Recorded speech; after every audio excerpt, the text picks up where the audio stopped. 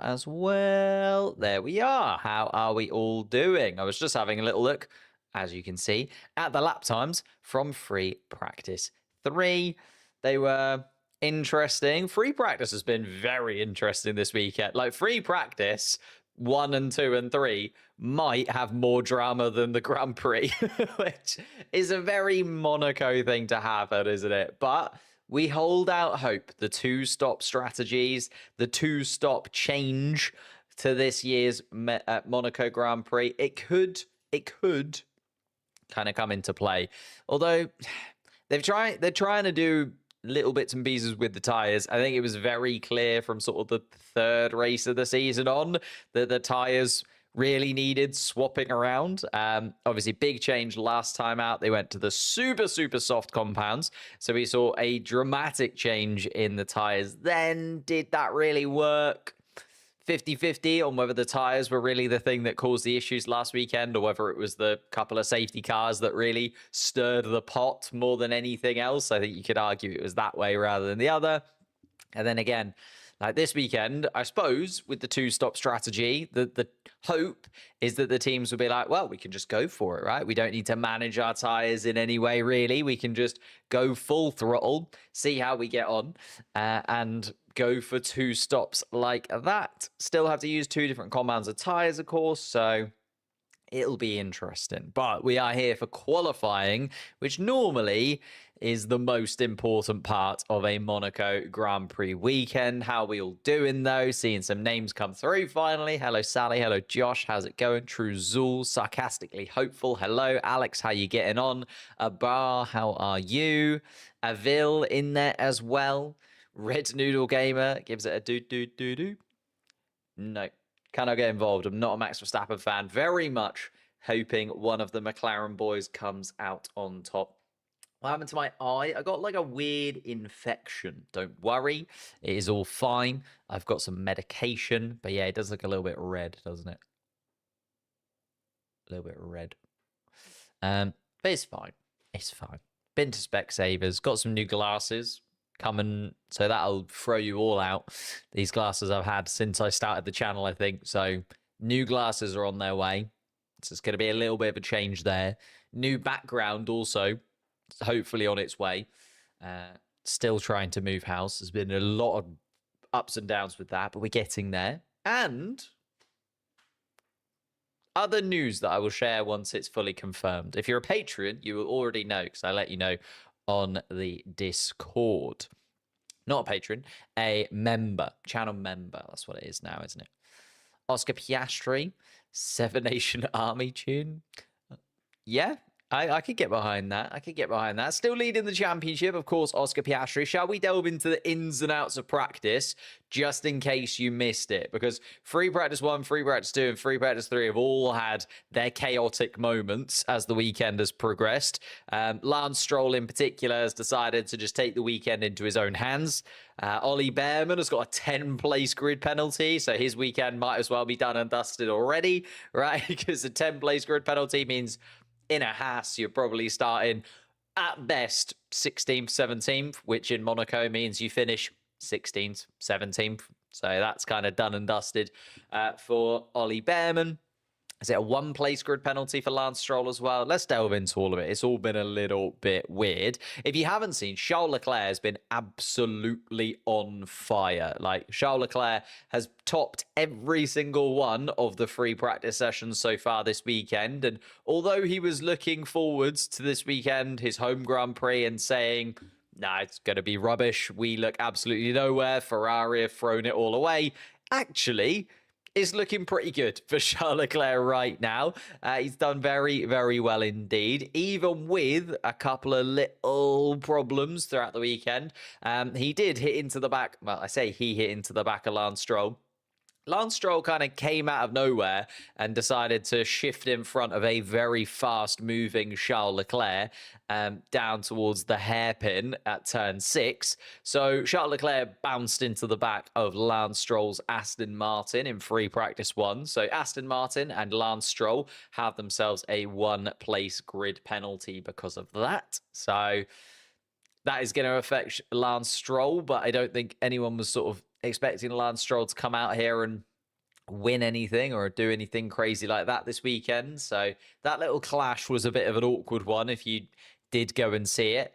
Then in free practice 2, we also had stoppages and changes around, and it just seems like everybody is getting in the way of everybody else. Like I know that Monaco is really tight.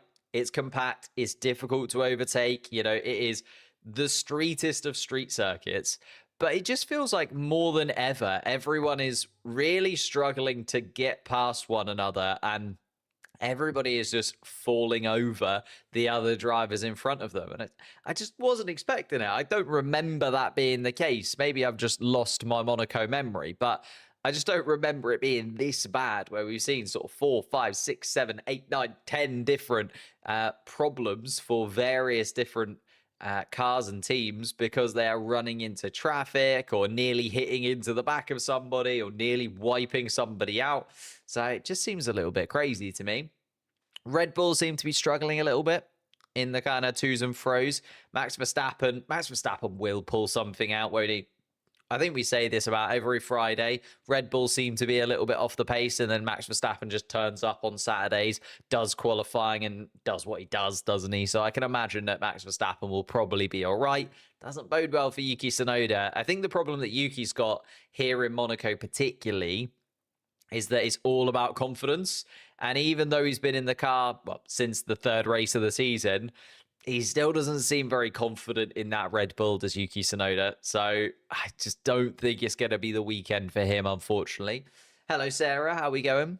Will Hamilton participate in qualifying? Well, this is then the thing, Angelo. So at the end of free practice 3, Lewis Hamilton also had a little bit of a moment, put his Ferrari out of action for the end of the session and brought out the red flags. I think it should be fine. I'm trying to find any kind of confirmation that Hamilton's crash, because it wasn't like, you know, an absolutely devastating crash. We're not talking, you know, who was it? Kevin Magnussen and Nico Hulkenberg and Sergio Perez last year, where they all just completely wiped each other's cars off of the existence of the earth. Just having a little look. Lewis Hamilton crashed out. There isn't any confirmation yet, or there's nothing either way at the moment. It's just sort of saying had a little bit of oversteer, hit the barrier. Doesn't seem like there'll be any problems getting his car back ready and raring to go. But yeah, I feel bad for Ollie Behrman getting a 10-place grid penalty in that first one. But as I say, there's been a few cars in the barriers over the course of the weekend. Oscar Piastri in the barriers as well during free practice. So I think everybody's really pushing their luck, and Charles Leclerc has been the only one who's been, well, apart from that incident with Lance Stroll, that I think is more so Lance Stroll's fault than anyone else's. I think, you know, Charles Leclerc is looking the best of a bad bunch, maybe, to get pole position in this one. But then Lance, that's the thing, right? Leclerc has had pole position in Monaco before. It's gone one way where he's had pole position and he's won the race. It's gone the other way where he's had pole position and he's thrown it away. Like, there was a reason he was cursed for so long. So it's kind of looking both sides of the coin for Charles Leclerc. Even though he might get pole position, I was going to say he did get pole position. He might get pole position because he has been quickest in every single session. But I don't know. Can you say hello to Pakistan? Sure. Yeah.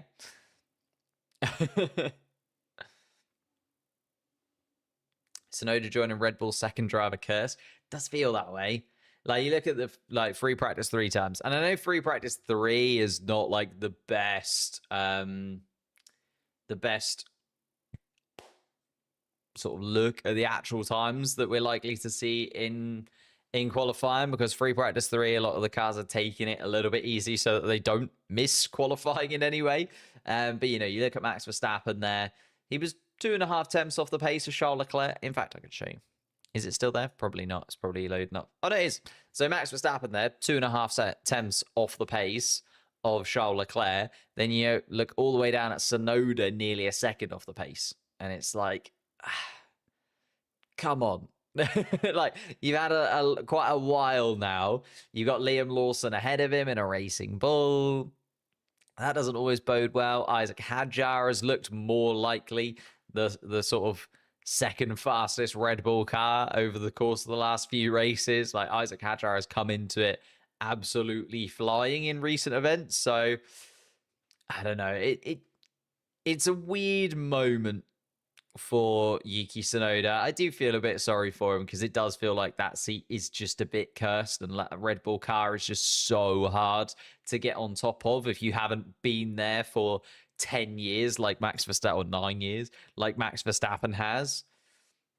Also interesting to see what Kimi Antonelli can do. Like, the Mercedes car just doesn't look amazing over the course of this weekend so far.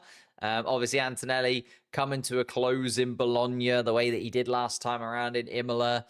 It's like, that was a bit painful to watch. So I'm kind of hoping that he gets a bit of a bounce back this weekend, but it's going to be, apologies. It's going to be really tough being a rookie coming around here. In fact, who was the quickest rookie? I guess Liam Lawson, you could argue. Then Antonelli. But yeah, you can see all of the rookies kind of falling further down the grid. You got Behrman, Hadjar, Bortoletto, Colapinto, 4 in the bottom 5 there, because it is such a difficult circuit to master. It is the most technical circuit on the entire calendar. It's the slowest circuit on the calendar. You just don't have any time to relax or any time to readjust or reset yourself. So it is going to be a really, really tough qualifying session. And I do think that when it comes to these, the rookies this time around in Monaco, and the fact that we've seen red flags so far over the course of the weekend, I imagine we are going to see a red flag at some point in qualifying as well. Sergio Perez watching this season. Yeah, I think, well, Sergio Perez has at least been justified, right? The fact that he was at least getting into the points, often finishing, 9th or 10th. And sometimes 8th, 9th, 10th, that kind of region, wasn't it, for Sergio Perez a lot of the time? Yuki Tsunoda is absolutely overjoyed that he managed to get a 10th place finish last time out and didn't really deserve that 10th place finish at all. So it is looking more and more like Sergio Perez was maybe not doing too bad of a job, which I shouldn't really say because I was heavily critical of Sergio Perez. I think everybody was heavily critical of Sergio Perez because we saw the gap between him and Verstappen and just assumed, surely he should be doing better or could be doing better. But maybe actually it's just the case that we have this and the Red Bull second seat is just impossible to drive. Obviously, next year, the hope is that the regulation change will mean such a big reset that actually we'll end up seeing a bit of a change, and maybe that second Red Bull seat will become somewhere where you can actually go again and thrive as a race car driver. So we'll have to wait and see, though. Hello, Kelly. Nice to actually catch one of these. No problem. It's nice to see you too.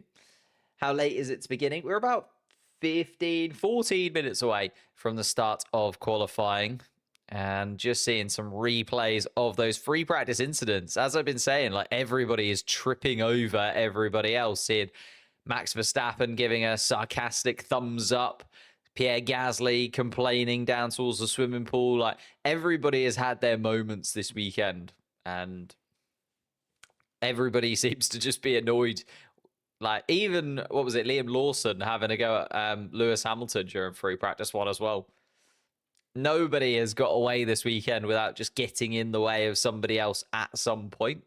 And therefore, I think Q1 is going to be so just compact and so difficult, and everybody is going to be vying for the same 10 meters of track towards the end of the session. So it is all going to be going off very, very quickly, I'd imagine. Do you think it's unfair with Haas and Ollie? Yes and no. Like, I can understand why the stewards kind of had to do it. overtaking red flags, that is just a complete absolute no by any stretch of the imagination. As soon as the red flag comes out, I think it's a bit harsh that it's Ollie Behrman again. Obviously, he was done by the red flag in Imola, you remember, in Q1 when he crossed the line, or seemingly crossed the line before the red flag was dropped in terms of the light actually coming on. But the stewards had decided on the red flag a little bit before then. So Ollie Behrman once more being kind of outdone by red flags and red flag incidents. It is harsh. It is very harsh indeed. And the fact that there's also been a couple of other kind of questionable red flag / overtake kind of things that have happened as well in the last sort of couple of practice sessions as well. Seems even more harsh on Lee Behrman, especially 10 place grid drop, because that is just the end of his weekend effectively. Like wherever Ollie Behrman qualifies, even if he manages a pole position in his Haas, he's going to start from 11th place, and it is very rare that you move up like more than a position or two when it comes to Monaco, or even lose more than a position or two unless you crash out as well. So it is unlikely that Ollie Behrman is going to get anything from this weekend, and that was decided during free practice 1. So it's been a tough weekend for Ollie to really commit over the course of free practice 2 and 3 and now into qualifying, because he probably just wants to move on to the next one before this one has even started. So I do feel a little bit sorry for Ollie Behrman. It's interesting that, we're seeing the McLaren guys as well. Already the discussions are starting to happen about McLaren team orders. I think because of what happened last time out when we had the... I think it's because, we saw last weekend Oscar Piastri was ahead of Lando Norris. They didn't give any kind of... team orders or didn't decide to swap those cars around in any way, and actually it took Lando so long to get past Oscar that actually it really did kind of cost Lando a chance at a victory and handed the victory to Max Verstappen last time out in Imola, whereas realistically one of the McLaren should have been really fighting with Max towards the end of the race. But at the same time, do they really want to get in the way of their two drivers? I think they've said, if we do decide to do team orders, it will be later on down the line, further into the season. A little bit like what they did last year, maybe, where it got to Monza and it needed to be that turning point because it was clear Lando was semi in the title fight, whereas Oscar wasn't. I think as soon as there is that turning point where one of them definitely falls away from the other, and I know you could kind of argue that's starting to happen already, especially with Oscar being ahead of Lando in the championship, but he's still within a race victory. So at the moment, I don't see any need for the team orders between the two.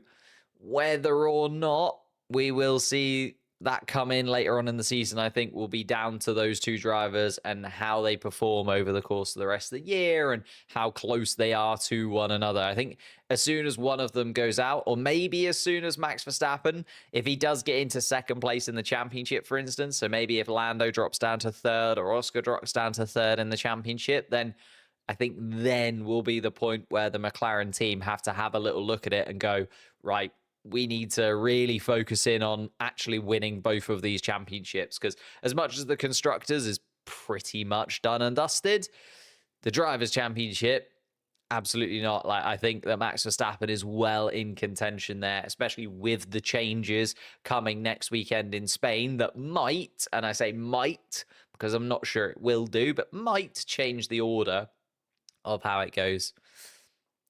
Never talk about team orders to favor Oscar. No. I think we should favor Oscar if Oscar is winning the championship. Like right now, if they had to put team orders in place, favor Oscar. Absolutely. I just want one of the two drivers to win the championship. Like, I am a McLaren fan through and through. Of course, at the beginning of the season, if you ask me which of the two drivers would I have preferred to win the championship, I think I would have said Lando Norris, because Lando's been with the team longer. He's been there throughout this whole rebuild. And I've been a Lando Norris fan longer because Lando Norris has been at McLaren longer. But now that Oscar is leading the championship, the fact that Oscar has got 4 wins this season to Lando Norris has 1, I think Oscar is showing that he is arguably the number 1 in the team, as much as that sounds kind of a little bit weird to say. I think you could argue that Oscar is the number 1 driver right now, at least, and that they should be favoring Oscar. Like, I am in no way biased towards Lando or Oscar in any way. I just want one of the two of them to win it. Like, because I think this might be a once in a lifetime thing. You never know. Next year, the regulation change. Maybe McLaren go back to being a midfield team again. And I wasn't really I was kind of becoming a Formula One fan when Lewis Hamilton won the last championship for McLaren. It has been a very long journey to get back here again. And there's no argument from me that it could be another very long wait for another championship or never again. Look at Williams. Williams completely fell by the wayside. There's, McLaren could do exactly the same thing. I think, teams can go up and down and teams can look like they are untouchable. Max Verstappen won almost every single race over the course of 2 seasons. And now doesn't look anywhere, or at least doesn't look like the fastest car anymore. These things go in cycles. Where will George be in the standings at the last race of the season? Will he resign for Mercedes or not? I don't think he'll resign for Mercedes. I think he'll try and stay with the Mercedes team if possible. I think it would be more George showing the door rather than George leaving. I think he can maintain 4th in the championship fairly comfortably. I think 4th in the championship has been pretty spot on for where his performances have been this season. And yeah, I can imagine him slotting into 4th place. Who's going to kind of catch him is the thing, right? You look at the drivers behind. Both of the Ferraris have really had their ups and downs. Okay, if Ferrari can have a real turn over the course of the season, really interesting that the Ferrari looks best this weekend in Monaco. And it's because they're using some of their 2024 aero parts. I think that's quite amusing and very Ferrari, isn't it? The fact that they've actually gone back to their 2024 spec. I think it's the rear wing and parts of the rear car, diffuser parts and things like that. And this is the best that the Ferrari car has looked. So everything they did over the winter maybe did just actually take the car backwards rather than forwards, which is damning for Ferrari and very Ferrari to do, considering this season was supposed to be their season. But there we are. It's where they are now. So I can't imagine that Charles Leclerc will catch up. Hamilton's not quite settled in that Ferrari yet. I think it's going to take him a little bit longer. Antonelli is not going to outscore George Russell, as much as it would be really cool to see, and it would be incredible for Kimi Antonelli to do. I just don't think that's going to happen over the course of 24 races. I think George's consistency and George's experience will get him there. And Yuki Tsunoda is certainly not catching George Russell anytime soon. And then you're looking at like Alex Albon in 9th place and going, can Albon suddenly score like 3 race victories at some point? And Williams have given up on this season and already started their 2026 car. So I think George Russell might end up in a little bit of a no man's land 4th place, to be honest. Why is Ollie taking a 10-place penalty for red flag infringements during free practice 1? Yeah, I think it was an overtake. I can't remember who he overtook. Should we have a little look? I should remember, but I don't.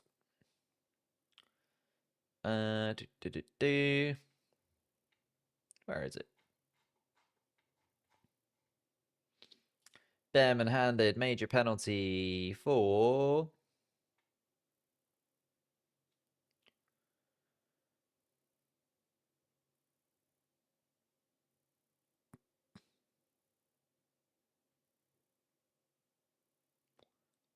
Carlos Sainz. There it was. Going into the swimming pool section, Behrman overtook the Williams of Carlos Sainz. Couldn't remember who it was, but yeah, overtook Carlos Sainz. Thank you, Stimpy. Got there just as I did as well. Yeah, Carlos Sainz overtook him. 10-place penalty for undertaken under red flag conditions. It was the red flag for when Oscar Piastri went too deep into turn 1. Quite I was going to say good crash from Oscar Piastri. Not the worst crash possible because he went straight into the barrier, so just only took off his front wing. Didn't do any damage to anything else. I think that's the other thing. If you're going to crash in Monaco, make sure you kind of do it at 90 degrees to the barrier. Just take your front wing off and then try not to do any damage to the suspension and bits around.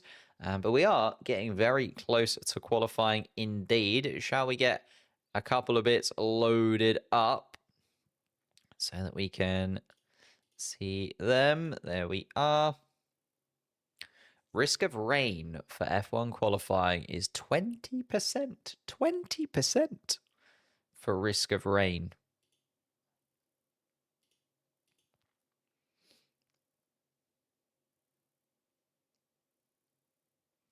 Five laps totally, 3 push with 2 back off. There you go. We have got Alpines at the front of the queue in qualifying at the moment. Still no green flag as of yet. 18 minutes on the clock. Max Verstappen sitting in the garage, ready and raring to go. Of course, qualified second in Imola, then took the victory. A beautiful move from Max Verstappen, it has to be said. Round the outside of turn 2, through turn 3, ahead of Oscar Piastri, it was. And it does feel like Max Verstappen is just starting to turn the screw a little bit, doesn't it? You know, had that little bit of luck last time out in Imola, gained a few more points on the McLaren duo ahead of him. Oscar coming third with his teammate in second, also just reduced that lead right at the front of the championship. And if there's one driver I can sort of expect that as the season progresses, especially if he's still within touch and distance of the championship come the summer break, can actually just start to turn up the pressure and really put those McLaren drivers in their place almost, I think it is Max Verstappen, right? He's not the driver you want to go up against in a championship battle. I think Oscar and Lando would both prefer a championship battle between the two of them rather than having to deal with battling with Max. But unfortunately, they don't get to make that decision. And Max Verstappen is surely going to be right there behind them. We are just waiting for the green light at the end of the pit lane. As I say, we're seeing some Williamses, some Hasses, some Alpines. And it is going to be the Williams of Alex Albon and Carlos Sainz to come out first and second in this little group of cars. We've got the front. Here comes Esteban Ocon and Ollie Behrman as well. So Alex Albon is going to be the first driver to set a fast lap time. We're going to see a very slow drip feed of cars onto the circuit from the end of the pit lane here. Everybody is going to want to get quite a lot of space ahead of the others. I think also the problem is you want to get out early. You want to get that banker lap in because red flags are likely.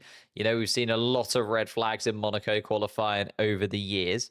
But then also you don't want to go out too early because then the track does grip up and you get that beneficial of the track evolution the later you come. And also a little bit less traffic as well, because by the time Carlos Sainz and Alex Albon make their way around, there's still going to be cars coming out of the pits and causing them a little bit of a headache in terms of traffic. So have to wait and see. Leclerc 16. Lovely. Love that. Hello. How's it going? Leclerc looking very good for pole position. Don't want to jinx it, though. Don't want to jinx it. Could be anybody's. And of course, 2 mandatory pit stops for tomorrow's Grand Prix as well, which will very much throw in a cat amongst the pigeons. Switch up the running order a little bit.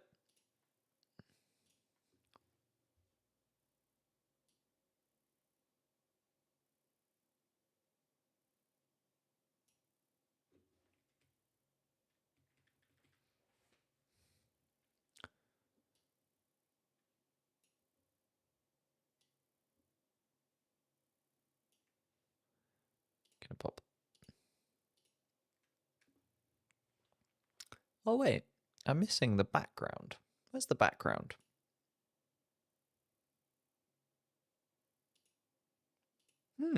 Weird. Okay. I'll sort that out later. We'll focus in first and foremost.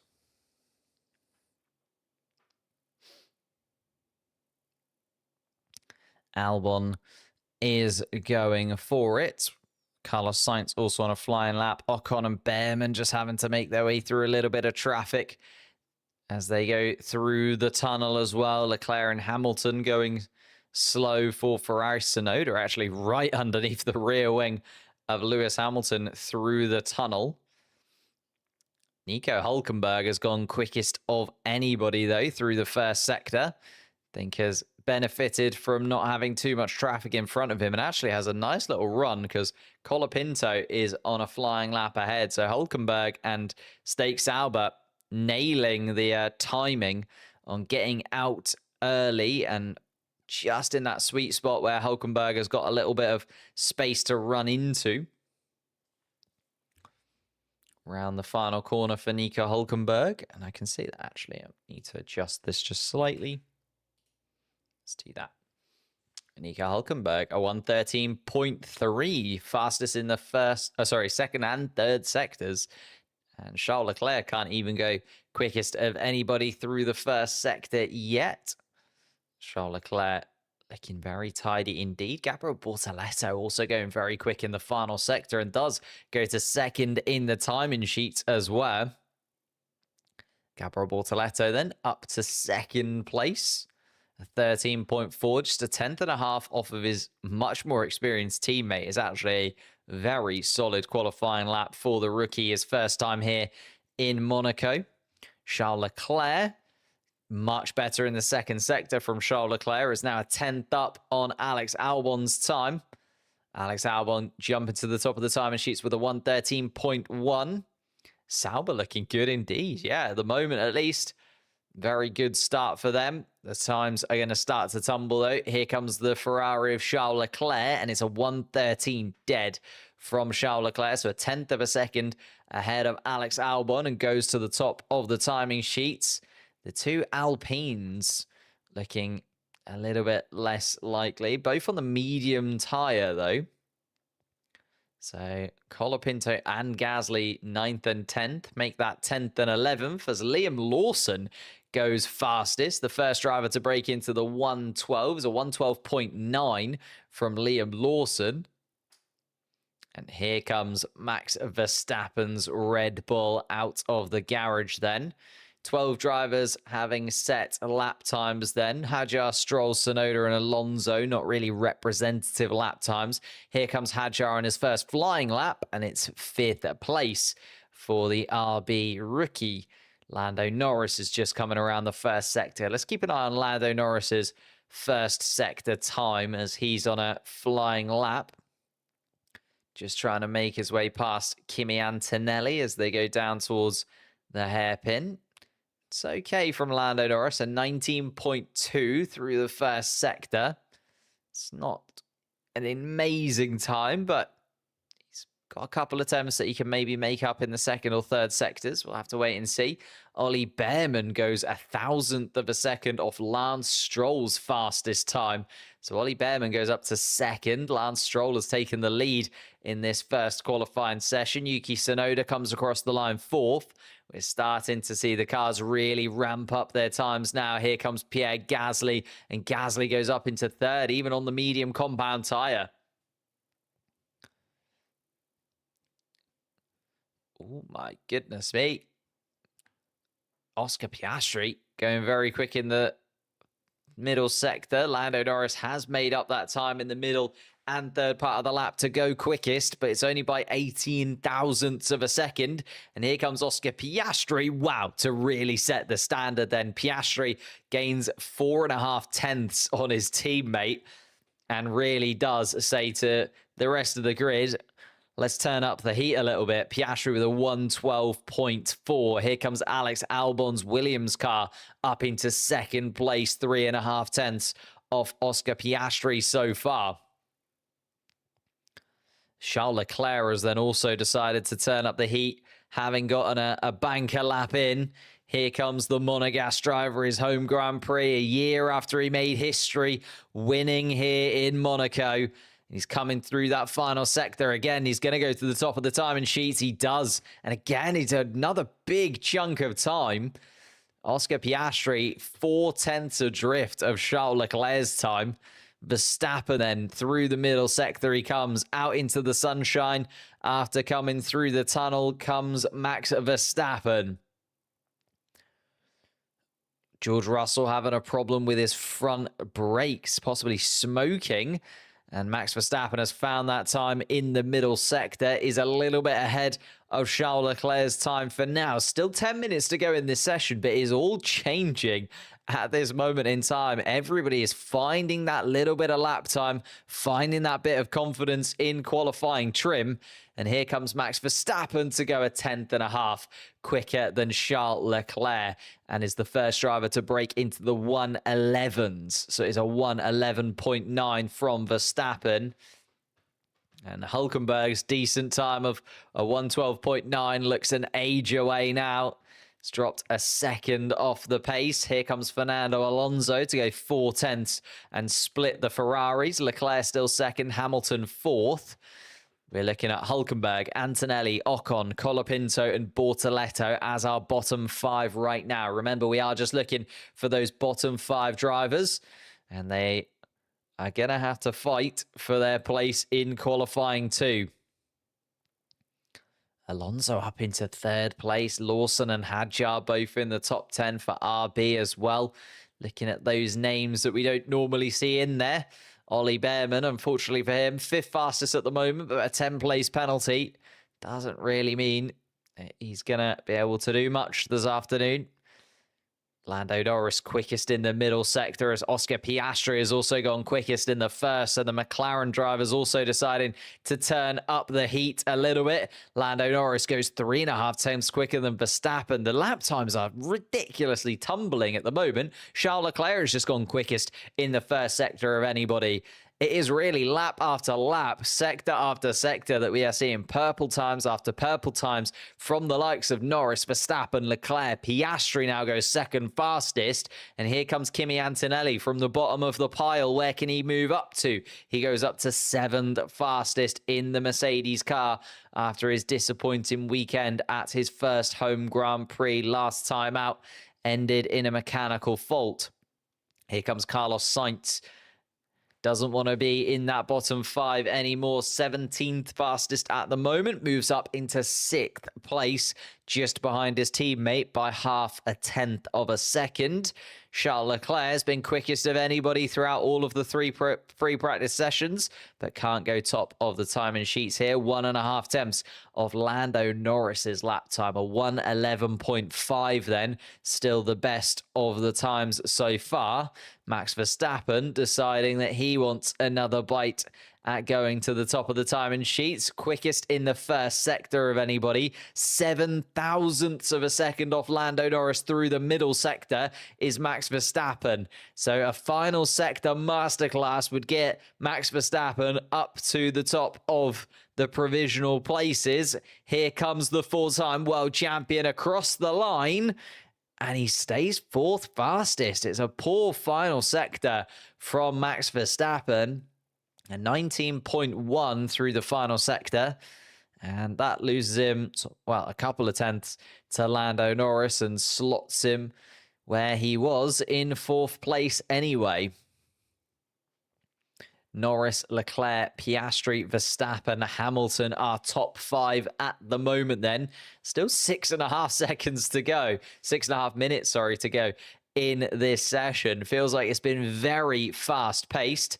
Pierre Gasly, Stroll and Gasly being investigated for possible impeding between the two.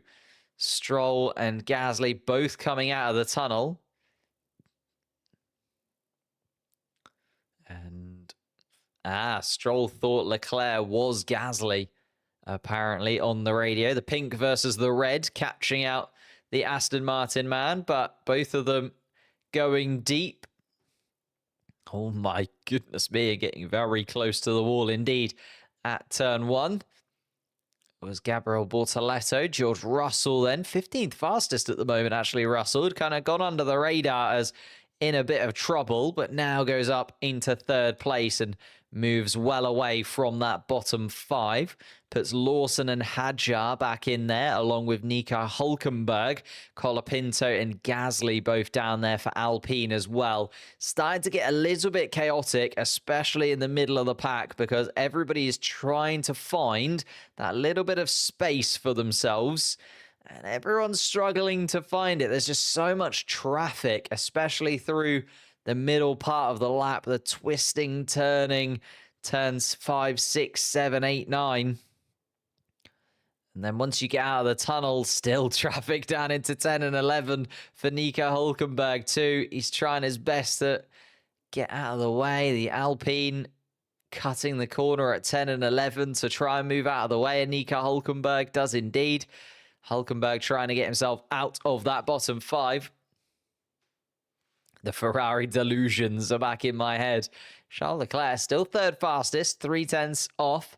Oscar Piastri has come back around with a 1:11.3 as we've been watching the drivers down in that bottom 5 now, as this is where being in that bottom 5 and getting out of that bottom 5 is absolutely crucial. Here comes Nico Hulkenberg to go 6th fastest. That puts the Aston Martin of Lance Stroll down into the drop zone. Isaac Hadjar is 6.5 tenths up on Esteban Ocon's 15th place time for the moment. So the lap times are still coming towards these guys. And the track is evolving for them. And again, I think you just get that little bit more confidence every single lap you do around here in Monaco. Just gives you that extra bit of confidence in the car. You understand where the car's going to go, what the car's going to do. It's that predictable nature that you need in Monaco to really master every single one of these tight turns, as Charles Leclerc is doing in the first sector. It's a purple first sector for Leclerc. The middle sector is good from Leclerc as well. He's a couple of tenths up on Oscar Piastri's time. Are we going to see somebody get into the 110s here for this first part of qualifying? Charles Leclerc is threatening to do it right now. He's a couple of attempts up on Piastri. A perfect final sector would get there. Loses a little bit of time to Piastri in the final sector, does Leclerc, but is still good enough to go to the top of the sheet at the moment. Charles Leclerc then with a 1:11.2 on provisional pole. Colapinto has had a really tough middle sector. Has lost a little bit of time even on himself.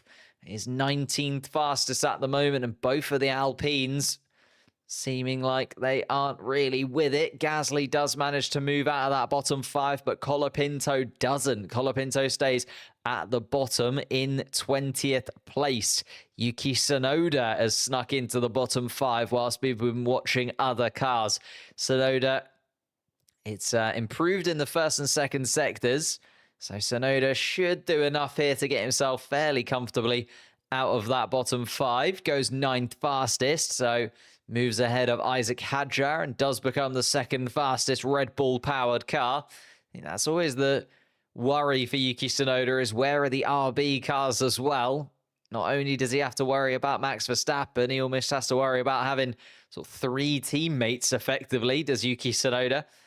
But moves ahead of them into 9th spot. Gabriel Bortoleto is the driver that replaces Yuki Tsunoda in that bottom 5. So it's Bortoleto, Alonso, Behrman, Stroll and Colapinto. Both of the Aston Martins down there after a wonderful weekend for them in Imola qualifying. Looked absolutely electric, then got very unlucky during the race, and the race pace just wasn't quite there for Fernando Alonso to get his first points of the season. But if he can qualify in the top 10 again, it's much more guaranteed that he'll stay there here in Monaco. Albon and Sainz have gone 4th and 5th fastest as they get an applause from the Williams garage. It's a minute and a half to run here. Starting to get very close indeed. Hamilton is just coming around the final sector. Hamilton is in 13th place at the moment. Gasly and Lawson behind him. And then Bortoleto, Alonso, Behrman, Stroll and Colapinto, those 5 at the bottom as well. Alex Albon and Carlos Sainz just look ridiculous at the moment, don't they? That Williams car seems like everything is clicking suddenly. Alex Albon, 40 points on the board, has been on fire so far this season. Carlos Sainz seeming to get to grips with the Williams car in the last few races as well. Both of them look like they could definitely get a top 10 qualifying once again. Lewis Hamilton, though, looking less likely. The damage to his Ferrari car repaired, but still doesn't look amazing inside of that Scuderia. Hamilton, it's a slow first sector, and this second sector down towards that chicane. Out of the tunnel he comes. A little bit of a touch on the curbs there for Lewis Hamilton through turn 10, 11, and 12 he goes. It's a much better middle sector from Lewis Hamilton. In fact, a purple sector from Lewis Hamilton as he now drops to 15th place. So needs this lap to be good enough to get him through as the checkered flag does drop. Here comes Hamilton. Where is he going to put himself? And it's fourth fastest. That should be more than good enough to get both of the Ferraris through in this session. Here comes Liam Lawson, currently 16th fastest. Can he get himself out of the bottom 5? Yes. Goes up to 9th place. That puts Pierre Gasly down in the bottom 5, and I think out. I don't think Gasly is on a lap. Alonso comes across the line to go 7th fastest. So Alonso then puts Behrman down in that bottom 5. Bortoletto is on a lap. Hadjar is on a lap as well. The two were fighting for the Formula 2 championship down to the wire. And it looks like Hadjar might just ruin Bortoletto's afternoon. He does. Hadjar comes across the line to put Bortoletto into that bottom 5. Oh, and there is a yellow flag. And I think it's Kimi Antonelli. And it's Kimi Antonelli indeed. He has put that Mercedes car in the barriers. And Antonelli, 15th fastest. He is going to be through to the second round of qualifying. But that is going to be qualifying over and done with. And there's the red flag being confirmed. So it is Bortoletto, Behrman, Gasly, Stroll, and Colapinto who all fall down. And Kimi Antonelli is also not going to be running in the second qualifying session either. So we're going to see 14 cars through to the second round of qualifying. Leclerc, the quickest of anybody once again, was 0.05 of a second ahead of Lando Norris. Piastri then also within 1/10 of a second of top spot. So it is very tight at the top. Max Verstappen, of course, keeping himself in the discussion. Here we go. Here's the replay of Kimi Antonelli. Comes out of, and just gets a little bit greedy at turn 10. Does Kimi Antonelli there. Just coming out of the tunnel. Clips the front left on that barrier just on the inside of turn 10. Then bobbles over the curb through turn 11 as well. And just can't stop that Mercedes car before it meets the barriers on the outside of turn 11. And that's going to be the end of the afternoon for Kimi Antonelli as well. Antonelli, disappointing last weekend for him in Imola, his home race. And now another tricky qualifying session. Just a little bit, just tried to be like a little bit too greedy on the entry to turn 10. That's all he did. We're talking inches, millimeters, if that. He didn't like take the wheel off the car or anything, but just clipped the inside curb at turn 10. That then made the wheel just ricochet a little. Couldn't slow the car down. Gabriel Bortoletto gives a thumbs up, but he is out of the session. His teammate Nico Hülkenberg, 14th fastest. And I think that's the thing. We're just seeing that little bit of experience maybe playing into Ocon and Hülkenberg's favour there, because clearly the Haas and the Stake Sauber cars are not quite the fastest cars out there by any stretch of the imagination, but getting the better of Bortoletto and Behrman and getting themselves through. Isaac Hadjar again ahead of Liam Lawson in 11th from 12th place. They're the four drivers that will need to improve if they want to see themselves through to Q3. Hadjar 11th, Lawson 12th, Ocon 13th, and Hülkenberg 14th. The top 10, though, jam-packed. 2 Ferraris, 2 McLarens, 2 Red Bulls, all in there. George Russell's Mercedes as well. The Williams is absolutely flying at the moment. Fernando Alonso, the only name in there not out of those teams. It's Antonelli, I guess, has opened the door for an extra midfield car. Although, can you call Williams a midfield car anymore? They separating themselves out from the rest of the midfield. It does feel like it because they're so far ahead in the Constructors' Championship. Oh, thank you, GameStar70, for the super chat. Who thinks that Alonso can bring some magic like 2023 Monaco quali? Alonso Stroll difference between their positions in Q1 is the highest amongst all teams. Yeah, Alonso again is I think I was going to say is the experience, but Lance Stroll is actually quite an experienced Formula One driver, isn't he? We can't really make that excuse for Lance Stroll compared to the rest of the rookies. Okay, yes, he hasn't got the experience of Fernando Alonso, but Alonso, I do think that experience does just help quite a lot when it comes to Monaco because you've just got that little bit more of a cool, calm, collected feeling about your own ability. Whereas as a rookie, I do think you're sort of second guessing yourself. It's your first time in Monaco. You don't want to do anything too bad. And you don't want to sort of cause your team any problems. I think Ferrari will be able to take Red Bull on in the Constructors' Championship. Certainly, but I think that's mainly because as Red Bull have kind of touched upon, they still only really have one driver to their name.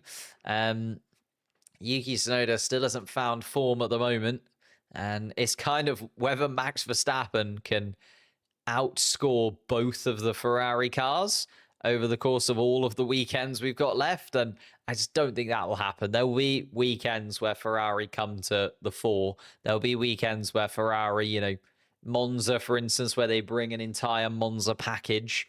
I think that will help. There'll be weekends where Max Verstappen drops points and both Ferraris are still scoring them. So I think Ferrari will have Red Bull in the Constructors' Championship unless things change for Yuki Tsunoda. I think that's the real one.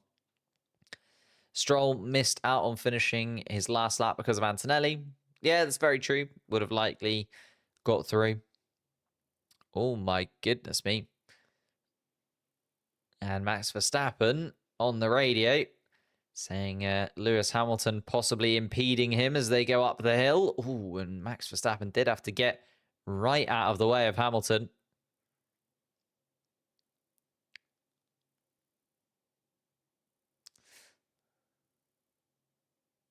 I see. The Ferrari engineers actually told Lewis Hamilton that Verstappen was slowing down, but that was not the case, and Verstappen came past at quite a rate of knots, actually. Verstappen flying past.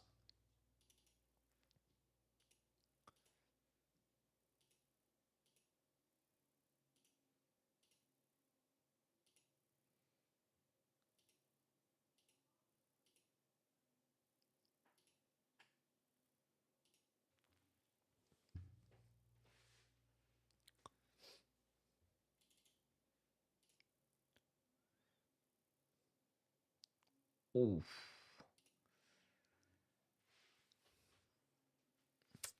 Yeah, it is exactly that. This is just showing the Kimi Antonelli incident again. Oh, actually, he was quite a bit greedy. Was Kimi Antonelli. Now you slow it down. I think he actually punctures his front left tire without... he was a bit more greedy than I thought. I thought it was a little bit of a kiss with the barriers. It was quite a clunk with the barriers from Kimi Antonelli there. So that's unfortunate, though. He just got a little bit overzealous.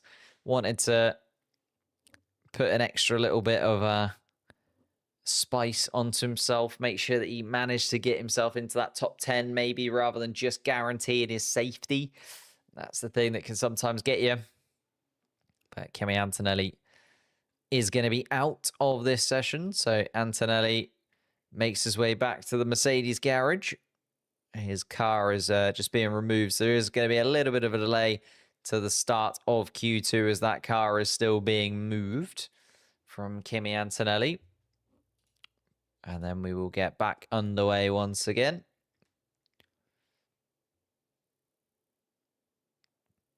Oh, and Lance Stroll again might be in trouble for impeding. Because, really didn't get out of the way of Pierre Gasly at all there. Q2 will start at 4:29 local time. So we are just a couple of minutes away.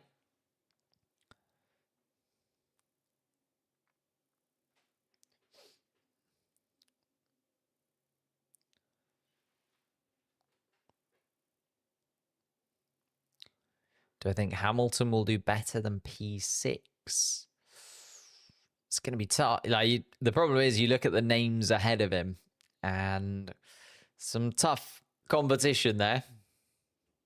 Do I think he'll be better than the two McLarens or his teammate? Probably not. Verstappen knows how to just turn on the heat as well inside of that Red Bull. And then you've got George Russell, his old teammate. Whether or not they'll be able to go back and forth. Behrman starting P20? Yes, indeed, he will take that 10 place penalty. Well, unless other people are given penalties. There's a few investigations going on. A lot of them being left until after the session, though.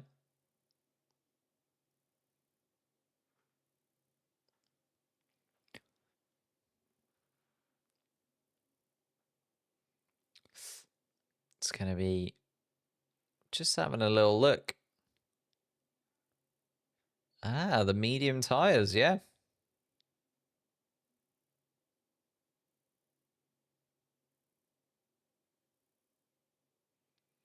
Oh, okay.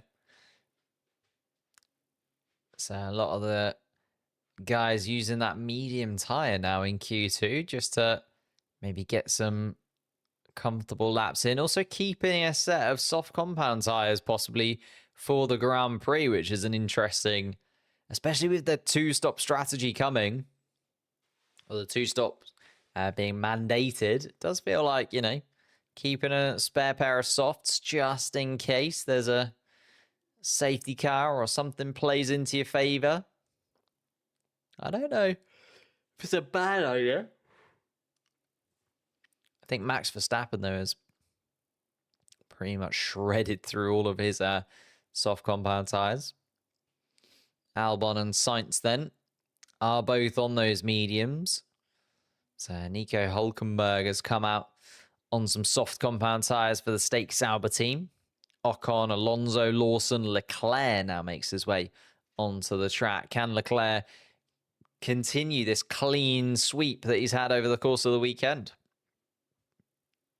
Currently has been fastest in every single practice session and in the first qualifying session. Are we going to see the dream weekend for Charles Leclerc? Imagine if he does a Grand Slam all the way across a Monaco Grand Prix weekend, fastest in every single session. That would be something special. I know he won the race last year, which was something amazing. But if he now wins in Monaco again and gets every single fastest session and maybe even the fastest lap of the race as well, goodness me. What timing system am I using? This is Multiviewer, which you can get access to if you've got F1 TV.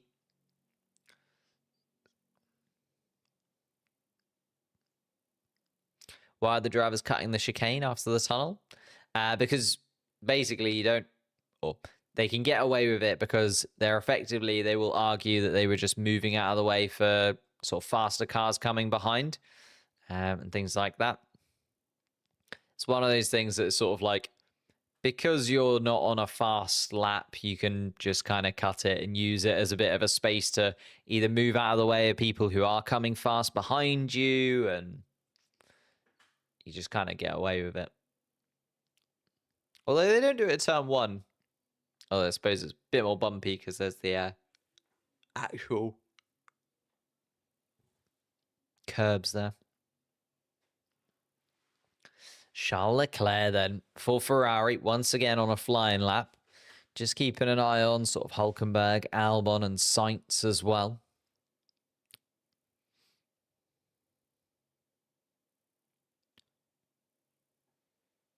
Who won it last year? Charles Leclerc. Can't believe you'd forget that. Goodness. Here we go. The Nico Hülkenberg, 122.4 is not really a lap time that will worry anybody. Here comes Ocon then at 112.5 is a bit more like it. Albon also going for a slow second lap as well, getting a lap on the board nonetheless. A 125 dead. Here comes Alonso. 111s again for Alonso. 111.6 for Lawson. So the lap times are going to start tumbling now. Charles Leclerc quickest in the middle sector and quickest in the final sector. A 111.3 from Charles Leclerc, and Lando Norris matched that. It's a fast middle sector from Lando Norris. It's purple for the McLaren car. Oscar Piastri has also just gone quickest in the first sector of anybody. So the McLaren's not hanging about and wanting to get back up towards the top end of the timing sheets. Isaac Hadjar slots in just behind Liam Lawson, his teammate, but I'm keeping an eye on Lando Norris as he goes to the top of the timing sheet and is the first driver in this session to get into the 110s, a 110.9 from Lando Norris. Charles Leclerc, though, was on the medium tyre. You can see the Ferrari with the yellow marked medium tyre to the right-hand side of Charles Leclerc's lap time there. Here comes Alex Albon to go third fastest up until Max Verstappen comes through. Fastest final sector from Max Verstappen. Good enough for second quickest at the moment. 10th and a half of Lando Norris's provisional pole position time. Of course, we are still... Oh! And George Russell has come to a stop in the tunnel, and it's one disaster after another for Mercedes. Kimi Antonelli into the barrier, and George Russell is going to cause another red flag. So 2 Mercedes, 2 red flags. He's come to a stop right in the middle of the tunnel. That is not going to be an easy place for the marshals to move that car. Going to have to push it all the way out of the tunnel down towards turn 10. Maybe down the escape road there. George Russell's trying to restart his car. The red flags have still been waved, though, and the rest of the field making their way into the pits. So we have got a lot of cars having not set, or well, we've got Tsunoda, Piastri, and Russell haven't set flying laps yet. So Esteban Ocon is the man who is in the bottom 5 on merit. Of course, Antonelli is out of the session after his collision with the barriers at the end of the first qualifying session. And now we've got the second Mercedes also now coming to a stop. George Russell, it's a shake of the head. And doesn't look like it's going to come back to life.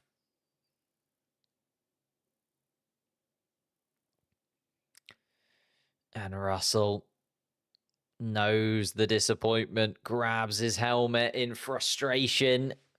And it's going to be both of the Mercedes cars in 14th and 15th place on a track that is maybe the most difficult to overtake in the entire season. So, unfortunately, if you're a Mercedes fan, it's looking like you might want to take tomorrow off. No, it's not looking very good at all.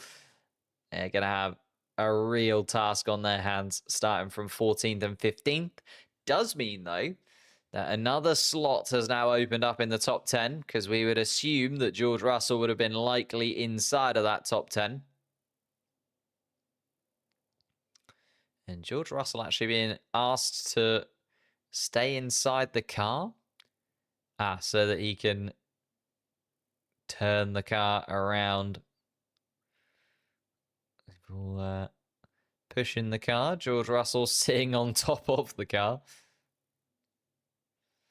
And it's almost like the Lego race, this.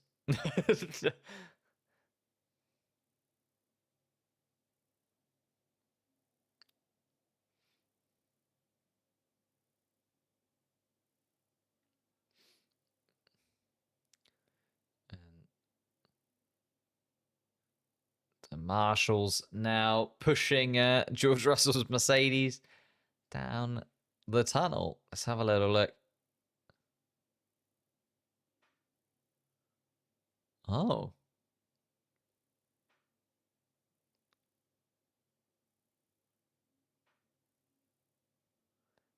I think he's literally freewheeled all the way down the hill.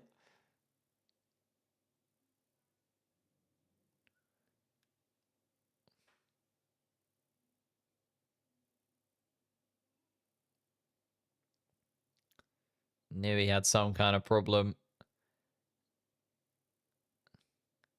And I think basically what's happened there is he's gone all the way down the hill. So his car actually pretty much came to a fault at about turn 3. So he traveled through turn 3. That's when his engine started to cut out, and he just kept on rolling all the way down through 4, 5, 6, 7, 8, round towards the tunnel, and then finally came to a stop inside of the tunnel by the looks of things. So, bit of a weird one from George Russell.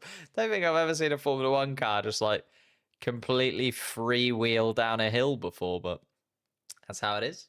Raw Interest, subscribe. Thank you very much. Appreciate it, mate. Trying to get to 130,000 subscribers. The channel will be sort of up and running again. It's kind of taken a bit of a hiatus while I was looking for another job. Mainly because I've spent most evenings and most days either applying for interviews, going to interviews, or preparing for interviews. But hopefully, channel will be back up and running again fully. So some shorts and some videos to come. Don't you worry. Fortnite Plays, thank you for subscribing as well.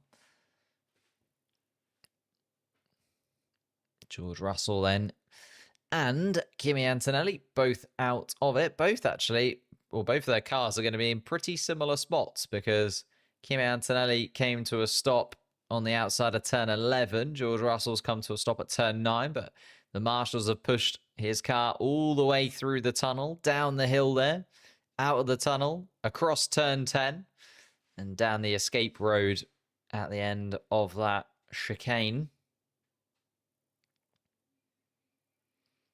And now 10 minutes and 8 seconds on the clock. George Russell's car has been fully removed, so we can get ready to go once again. The green flags will be waved momentarily, and we'll be back underway for this second qualifying session.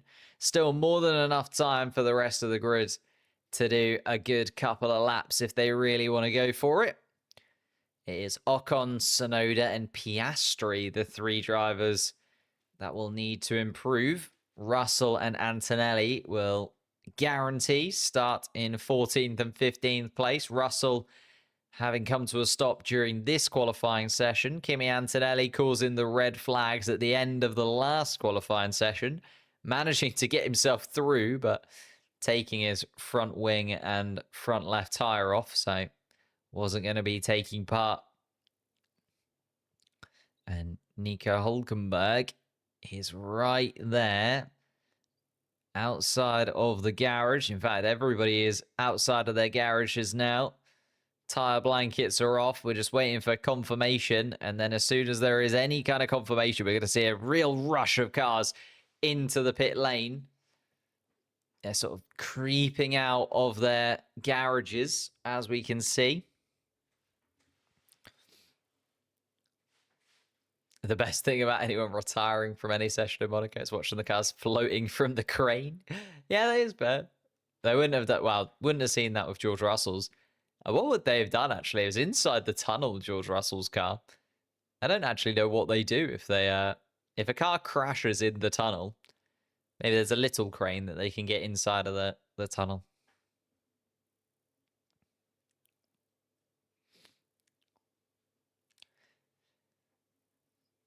Can Kimi still take part in the quali? No, unfortunately not. His car will be somewhere down turn 10, turn 11 as well now.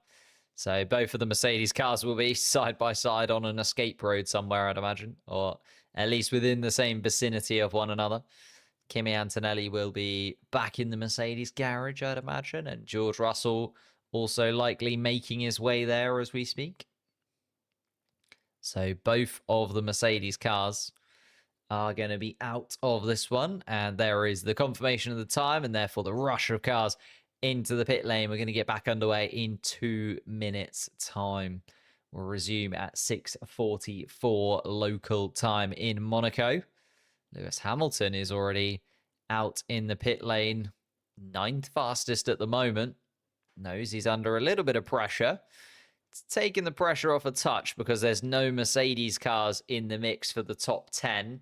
you'd assume that at least one of them would have made it through, if not both, through into the top 10 shootouts. That does open the door for your Alonsos, your Hulkenbergs. I was going to say your Sainz and Albons, but they're pretty much guaranteed to be through in that Williams because they just seem absolutely electric at the moment. Ocon, Tsunoda, and Piastri, the three that need to improve. And just a reminder for you guys that maybe are just joining us, George Russell and Kimi Antonelli both out in this qualifying 2 sessions. So they will start 14th and 15th place. Gabriel Bortoleto was 16th fastest in Q1. So he has dropped out in 16th. Ollie Behrman has a 10-place penalty, so we'll start from the back of the grid. That promotes Pierre Gasly into 17th place, Lance Stroll into 18th place, and Franco Colapinto into 19th place. Both of the Alpines unable to get out in Q1. And now just waiting. About 30 seconds to go. 4:44, F1 is hinting something. Maybe. 9th fastest at the moment. Needs something to very much play in his favour, I feel. Yeah, other Ferrari looking much quicker. Charles Leclerc, quickest of anybody in every single session so far this weekend. Currently 3rd fastest with 10 minutes to go in this session as well.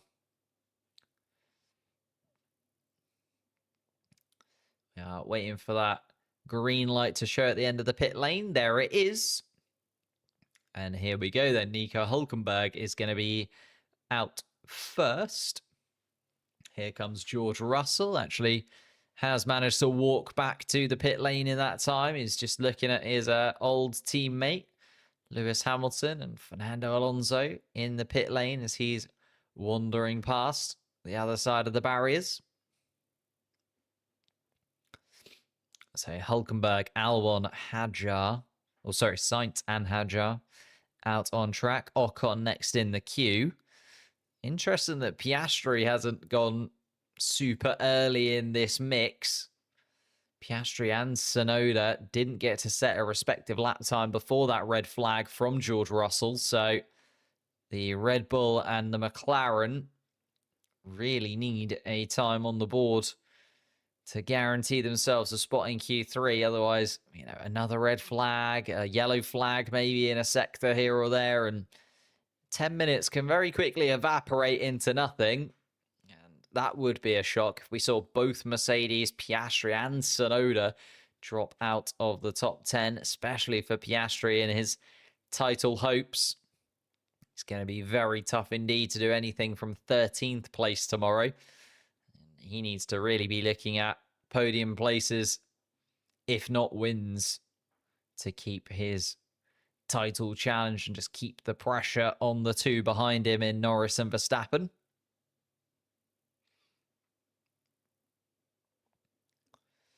F1 24 right now. I played F1 25 for the first time yesterday. It was very good. Well, I say the first time. I played it at an EA event a couple of weeks ago. And then I played it for the first time in my own home yesterday. It's very good. I'm very much enjoying F1 25. They might do some F1 25 streams because they've changed quite a lot. They've like a new career mode style. A lot of the tracks do drive quite a lot nicer. They've done a lot of LiDAR scanning for a few of the tracks on the circuit. And I'm really intrigued to do the backwards circuits as well. So I might do some F1 25 streams. Been very much enjoying F1 25. As soon as the embargo is out, I will let you guys in on the magic. Pre-ordered the Iconic Edition. Did you use my code? That's the thing. Did you use the not applicable code? So if you didn't, you missed out on 10% off. Lewis Hamilton then down sector 1 has improved. So Hamilton is doing it. Hated F1 24. Yeah, I couldn't really get on board with F1 24 either. But F1 25 I've been enjoying. I've only played it 2-3 times. Like, don't get me wrong. And one of those times was at an EA event. So I couldn't really, be too negative about it. But I was just honest, Oh, and Hamilton through the middle sector. A tenth and a half up on his own time. Very nice indeed from Lewis Hamilton, improving and improving. Sector 2, Charles Leclerc has just gone quickest of anybody. And Sector 3, Charles Leclerc goes to the top of the timing sheets. And he's still trying to keep that dream alive of being quickest in every single round, isn't he, Charles Leclerc? He's 0.3 of a second quicker than Hamilton. Hamilton moves up into second placed.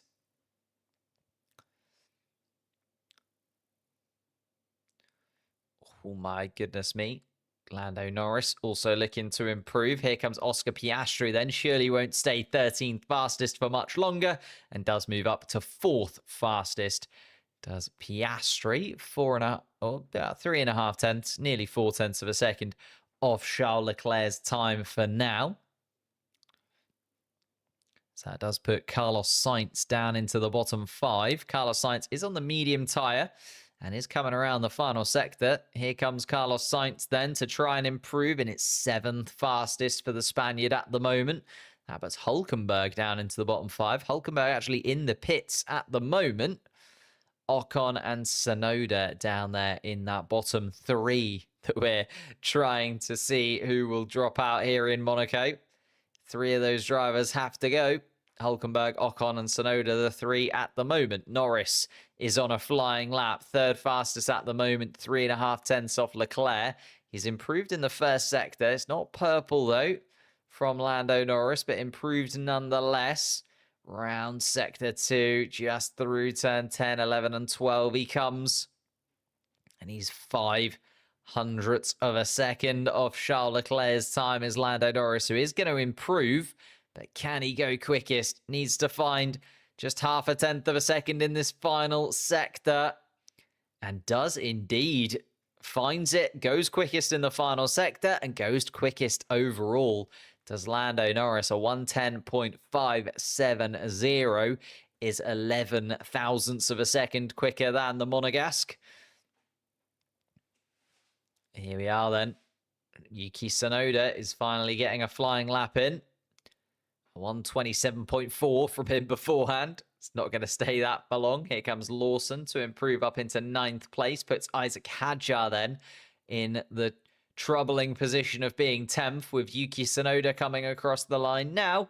And Tsunoda, he's only 10th fastest from Yuki Tsunoda. It's only 3 thousandths of a second better than Isaac Hadjar. I was expecting quite a bit more from Yuki Tsunoda there, considering Hadjar was on a used set of tyres as well. I'm not so sure with this one when it comes to Yuki Tsunoda, you know. That does not fill me with hope and joy. Tsunoda is going to be right in the mix as these cars now 3.5 minutes to play with here in Monaco.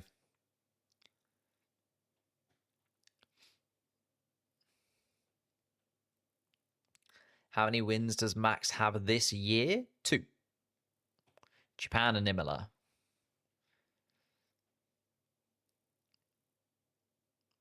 Max Verstappen, in fact, just coming around the final sector and starting another flying lap. DRS wide open on that Red Bull car. He's 6th fastest at the moment, 5.5 tenths adrift of Lando Norris's current fastest time. I think should be safe with that time nonetheless, Max Verstappen. So this is just another one to get his eye in.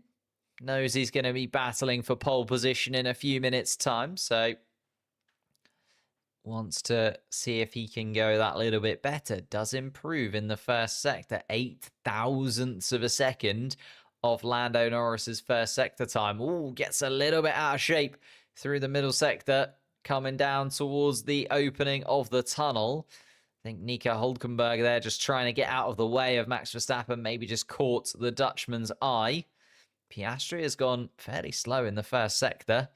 It's a disappointing first sector from Piastri. Doesn't improve on his time at all and actually goes a little bit slower than his previous first sector time.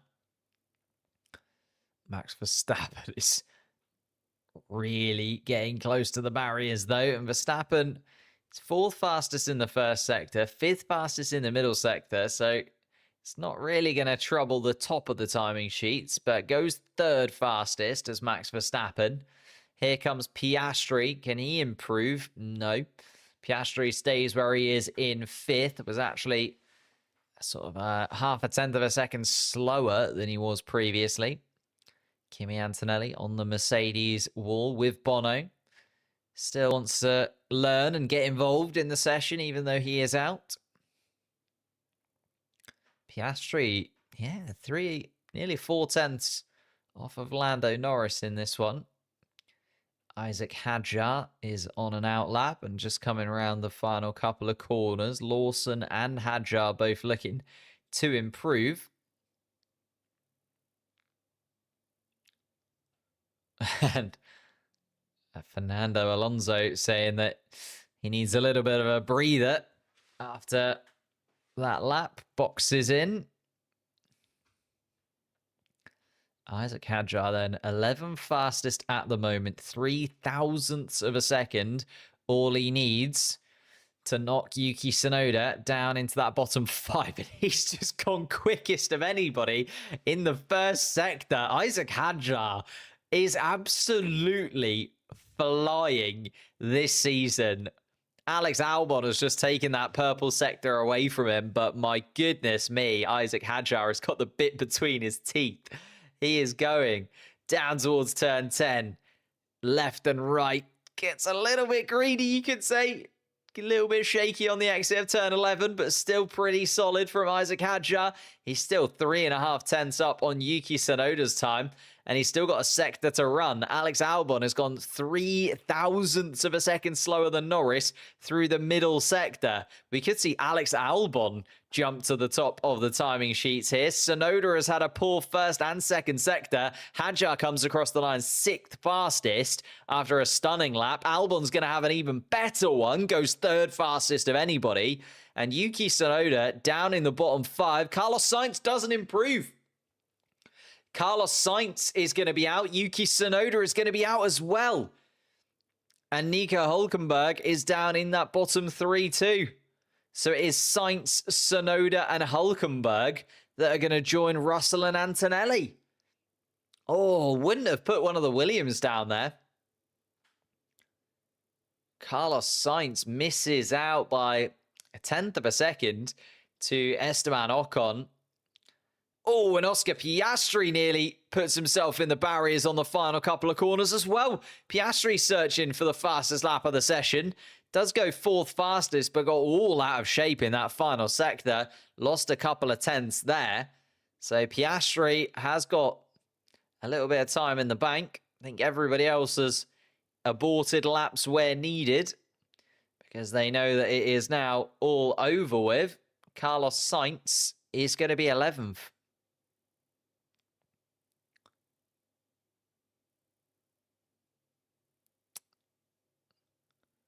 And Yuki Tsunoda, not very happy at all. Says that it's unfair. Don't know what he's sort of pointing at as to what was unfair, but I think it's just been a really frustrating time for Yuki Tsunoda, hasn't it? And especially now, because Yuki Tsunoda again has been outdone by both of the sister team cars. Hadjar in 7th, Lawson in 9th. Yuki Tsunoda out. So Carlos Sainz is going to start 11th. Yuki Tsunoda 12th. Hülkenberg 13th.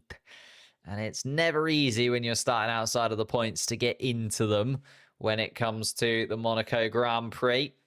Russell and Antonelli behind in 14th and 15th. Russell coming to a stop, unfortunately, in the tunnel for him early on in the session with 10 minutes to play. He then had to push his car down towards the exit of turn 10-11. So Russell 14th. Antonelli qualified for Q2. Didn't actually get to take part in it though. So Antonelli starts 15th after his collision with the barriers down into turn 10, turn 11. Bortoletto, Behrman, Gasly, Stroll and Colapinto out in Q1. So, unfortunately, for Charles Leclerc fans, it's not going to be the perfect dream weekend, because he has missed out on the fastest lap in Q2. Had been fastest in every single session up until he was 11 thousandths of a second off of Lando Norris's time there. Lando Norris with a 1:10.570. Charles Leclerc with a 1:10.581. Alex Albon put in an absolutely stellar lap as well to go third fastest. He's in the top 10 again and looks set to score points again. Like, Albon has just been on fire this season. Piastri, a little bit disappointing, but did get all out of shape in that final sector, so definitely has a couple attempts in his pocket if he can get those final few corners right next time around. Verstappen in 5th, Hamilton makes it through in 6th place, Isaac Hadjar in 7th place, Fernando Alonso is in a Q3 once again after a really frustrating Imola Grand Prix. Qualified in 5th, remember, last time out, Fernando Alonso, and didn't end up in the points after a frustrating race where the safety cars just did not play into his favour. Liam Lawson is in 9th place, and Esteban Ocon has managed to get the Haas up into the top 10. Ocon does love a little bit of Monaco, doesn't he? Of course, has been on the podium here, Esteban Ocon, when he was back at Alpine. Maybe he can get himself a Haas podium for the first time since he joined the Haas team. Joining, of course, at the beginning of the season. An all-new Haas lineup for 2025. And Carlos Sainz, no grip on the tyre for the Spaniard, according to him. And that's what puts him out of the session. 11th fastest, a 10th down on Esteban Ocon's time. I think Ocon, coming across the line, knew. And he was very happy indeed on the radio, as Esteban Ocon was not expecting that, I don't think. But Ocon overjoyed to be inside of that top 10, and points definitely on the cards for Ocon tomorrow.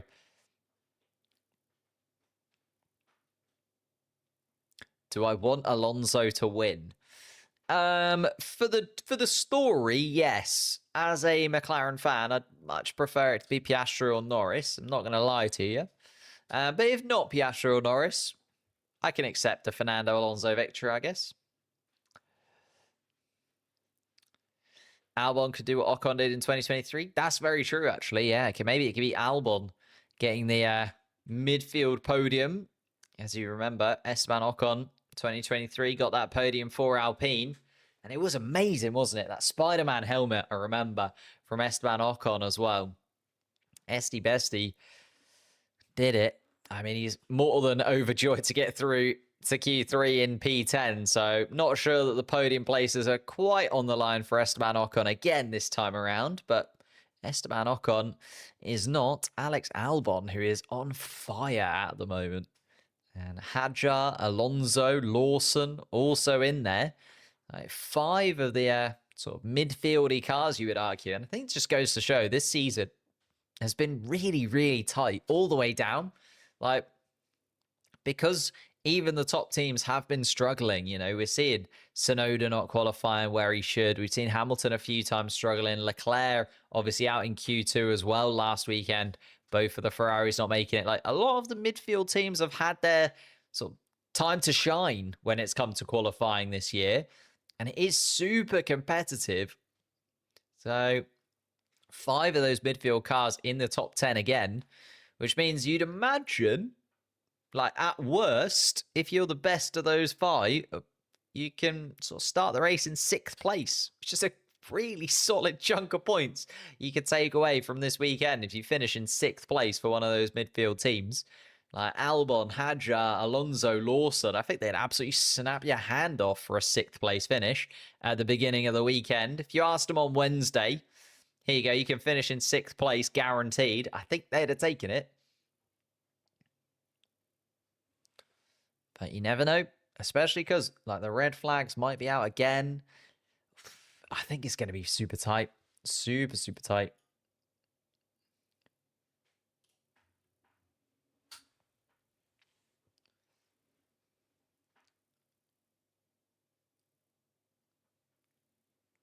Oh, thank you for the super chat, GameStar70. 2-stop mandate. Very true.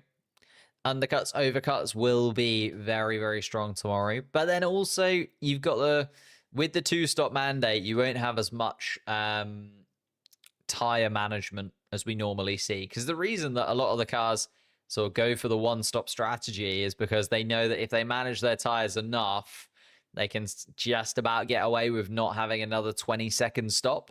Whereas tomorrow, we won't see too much tire management, I'd imagine. Because of the 2-stop mandated, it means that actually we'll see the cars really going for it and able to use up their tires, really. Unless there's a sort of red flag or something really early on, because then that first pit stop will be done and then it'll effectively turn into a 1-stop race again. So what we don't want tomorrow is like an early red flag, because you can change your tires under the red flag. Verstappen has the ability to pound fastest lap even on an old tire. No point for fastest lap anymore though, so not really worth it, unfortunately. However, let's focus in on Q3. We have got 11 minutes and 40 seconds left to play. And we are seeing cars coming out on track. Alex Albon is the first man to come out for this Q3 session. Esteban Ocon just behind him. Alonso. Piastri has come out a little bit earlier this time around. Piastri was the last of the kind of front runners to set a flying lap time in Q2. Deciding not to do that this time around and get a lap in before a possible red flag causes him a headache. Nearly caused himself a headache around turn 19. Thought he was going to clatter into the wall. Also, turn 18. Thought he was going to clatter into the wall. Took some paint off the Armco barrier.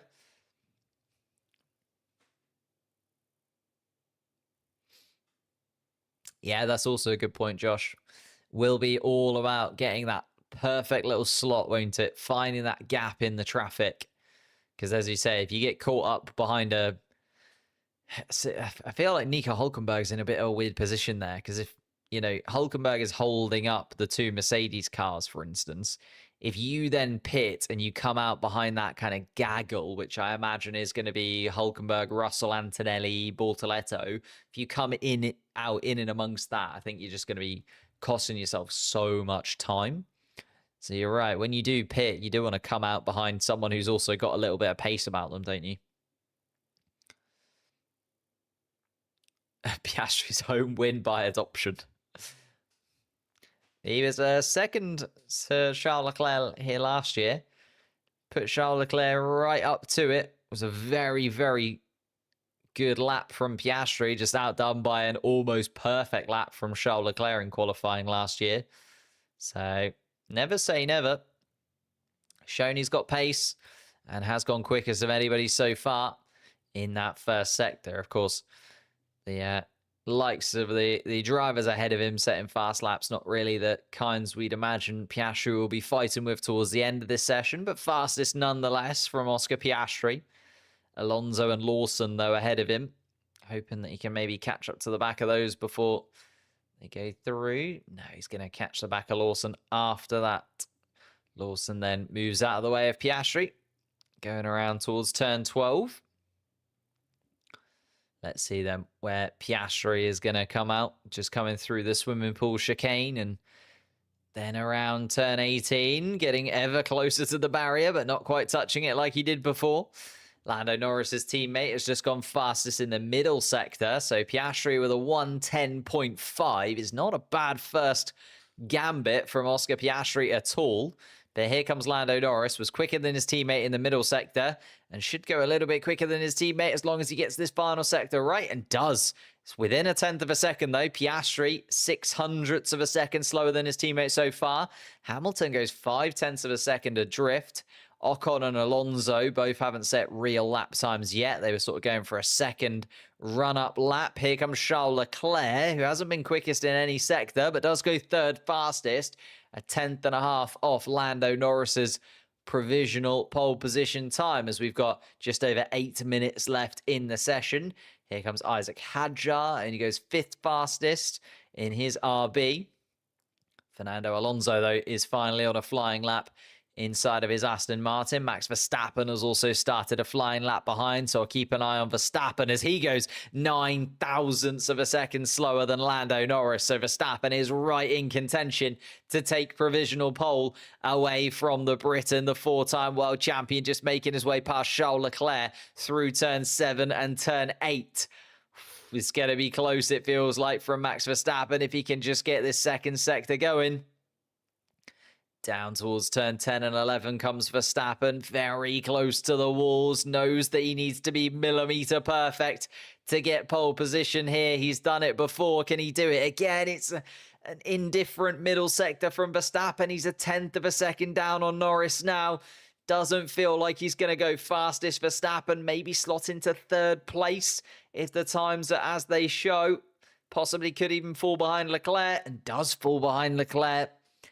It was a poor middle and final sector from Verstappen, considering how close he was to Lando Norris in the first part of the lap. Loses out 0.2 of a second adrift of Norris, and also 11 thousandths of a second behind Charles Leclerc. Leclerc's just made his way back into the pits, though. Both of the Ferraris going back into the garage for a new set of tyres. Ocon is the fastest of the midfield cars, which I was not expecting. Ocon is 6th fastest at the moment. Alonso 7th. Lawson 8th. Alex Albon, though, hasn't set a fast time yet. Isaac Adjar also abandoned his lap. So Albon then for Williams on the medium tyre. 0.5 of a second off Lando Norris's time, but that is still much quicker than Esteban Ocon's time at the moment. And let's see where Alex Albon slots in. I think he's going to go either 5th or 6th fastest here, depending on this final sector. It is 6th fastest, dropped a couple of tenths in that final sector. On the medium tyre, though, Alex Albon, and it's 6th fastest and best of the rest for him at the moment. And the Williams team can take a lot of positives from that, because if they've got another set of soft compound tyres that they can run, could be very nice indeed. The Red Bull struggling through the middle and last sector. Yeah, Verstappen just a little bit off of it. Was right on Lando Norris's time through the first sector. Also hit a little bit of traffic through the middle sector. Did have to make his way past the Ferrari of Leclerc. Probably the worst point where you have to get out of the way at turn 6 and turn 7. Oh, and there's a touch of the wall down into the swimming pool chicane for Lewis Hamilton, which we didn't see. No damage on that Ferrari, but a knock with the wall nonetheless. A vibration.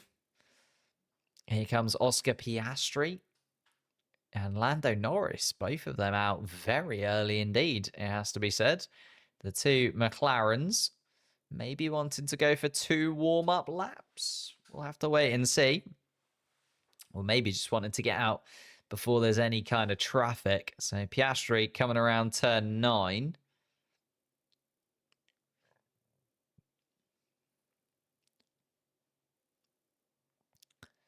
Piastri, yeah, they must have got, I don't know, trying to see the onboards, whether or not Piastri is going to go for like two warm-up laps, or whether this is going to be Piastri's run at pole position. Because if it is, he's gone super, super early.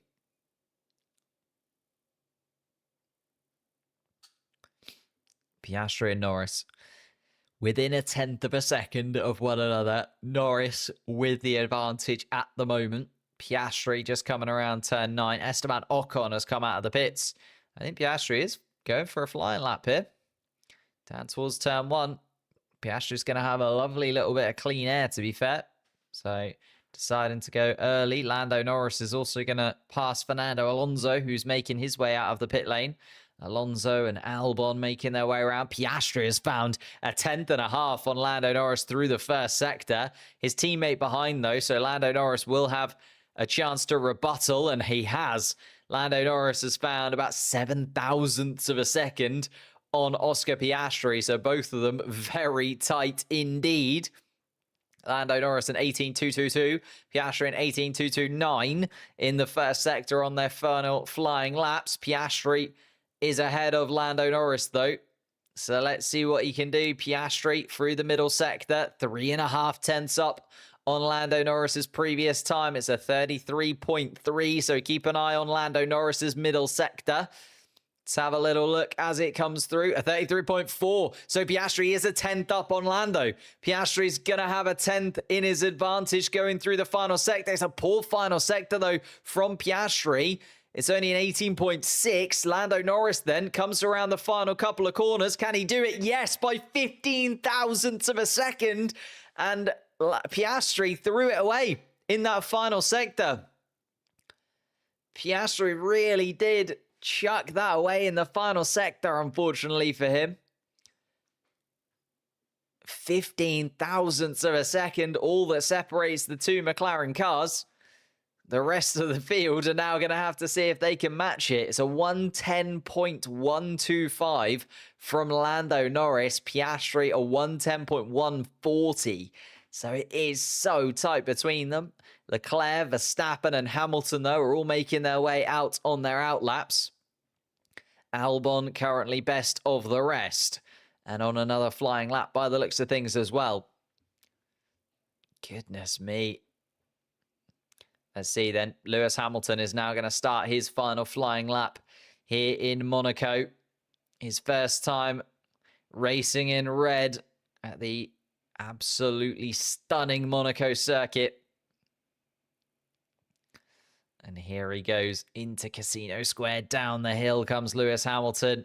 It's a 10th and a half off Norris.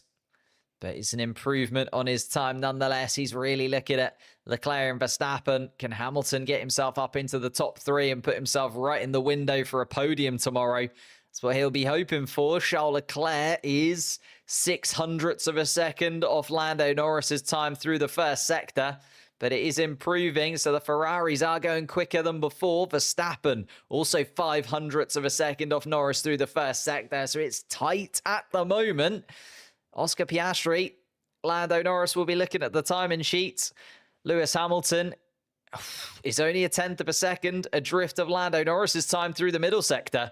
If he can find a 10th of a second here in this final part of the lap, Lewis Hamilton could take pole. Charles Leclerc has found a stunning amount of time through the middle sector, actually. Charles Leclerc is absolutely flying. Lewis Hamilton has only managed to go third fastest, but Leclerc is absolutely storming through the middle sector. Max Verstappen really struggling through the middle part of the lap. Here comes Charles Leclerc. Surely he's going to go to the top and does. Charles Leclerc takes pole position at his home Grand Prix once again with a 110 dead. He's 600ths of a second ahead of Lando Norris. Max Verstappen, I don't think it's going to improve here, and doesn't. This is a very poor middle sector from him. Piastri has gone for another flying lap. Is Piastri going to improve? No. Stays third fastest as Oscar Piastri. It was a bit of a last-minute gamble from Piastri to do it. Lando Norris is improving and improving once again and is going to go fastest. Lando Norris sneaks underneath Charles Leclerc's nose to get pole position here. And Lando Norris is into the 109s. Take a bow. Lando Norris, a 1 minute 9 second pole position lap. Charles Leclerc has to settle for second best. And Oscar Piastri once again finds himself behind the Monegasque driver. Hamilton will start on the second row of the grid in fourth place. Verstappen in fifth. Isaac Hadjar managed to move himself up to best of the rest. In and amongst that, by the way, we missed out on an Isaac Hadjar masterclass in the midfield once again. He starts sixth. Fernando Alonso starts in seventh place. Esteban Ocon in eighth. Liam Lawson in ninth. And Alex Albon starts in 10th place. Goodness me, that was a stunning lap from Lando Norris at the end there. Actually had a little bit of a wobble in the final sector, which is why I was like, oh, it's going to be tight. It wasn't tight at all. 10th of a second from Lando Norris on the shortest lap of the calendar. Very nice indeed. Right, I'm going to disappear. Thank you guys so much for watching. Leaves like, subscribe, all that good stuff. We will be live once again for the race tomorrow. So keep your eyes peeled, make sure you subscribe to the channel, and I will see you all very, very soon. Lando Norris starting on pole position. Have we got a title fight on our hands, ladies and gentlemen? I really hope so.